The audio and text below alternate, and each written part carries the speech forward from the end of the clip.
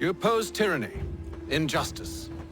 These are just symptoms. Their true cause is human weakness. When looking at Assassin's Creed 3, most players tend to fixate on Connor's explosive anger, which is often shown through his relentless pursuit of Charles Lee. Give me Lee! Beyond that, another critique throughout the story is that despite his lone wolf persona he takes on as he navigates throughout this pivotal moment in history that is crossed between many different groups of people, his naivety often leads him to being manipulated by mainly the colonists, taking away his agency and turning him into an errand boy of sorts. This idea is reinforced during his brief alliance with Haytham. Despite their constant clashing, Connor is shown to repeatedly concede to Haytham's direction. When we get to a boiling point, Connor ultimately severs ties with both Washington and Haytham. While many understand the why between Connor and Washington, I have seen a lot of people come off more so confused as Connor's hostility toward Haytham, often feeling that Haytham has justified his position. But when we zoom out and look at the narrative as a whole, I think Connor's crash out toward Haytham is more justified than it would appear. Oh, I expected naivete, but this... The Templars do not fight for the crown. We seek the same as you, boy. Freedom, justice, independence. Up to this point, Haytham has been relentless in trying to convince Connor that the assassins are misguided and the Templars are the only viable path for humanity. Even during the famous rooftop debate, Connor remains skeptical but finds himself outmatched.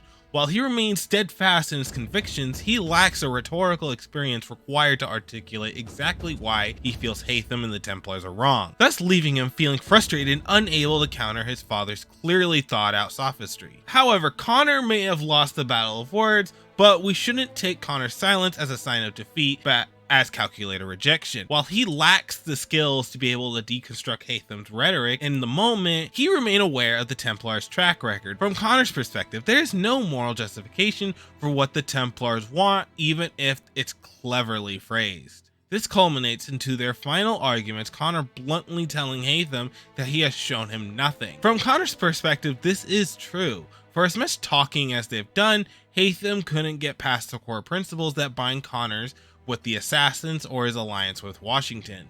Haytham takes note of this. Instead of winning by logic alone, he will just do so by destroying his heroes. Sir.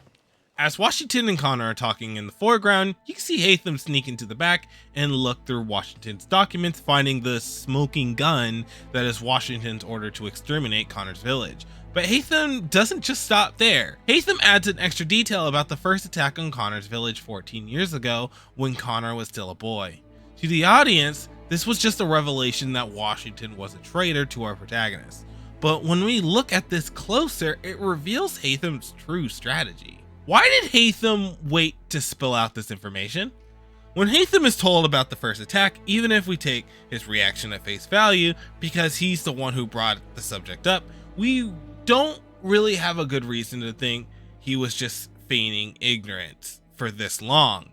5 to 6 months have passed since then, giving Haytham more than enough time to at a bare minimum figure out what actually happened. Whether that's talking to Charles Lee or however he would have done it, he had plenty of time to bring this up to Connor. This is also reinforced because Lee brought up because he knows about Connor's homestead during the third act of the game. So Haytham more than likely knew how to get in contact with Connor if need be. Withholding this information until this exact moment was going to cause more emotional damage than it would have initially, revealing Haytham's true colors. So when Connor hears about this from Haytham, it's very reasonable to think that Connor would have put this together and added on with his distrust for the Templars in general, could see this as a way to manipulate him toward the Templars. By withholding this information for such a long period of time, Haytham wasn't being a good father figure to Connor.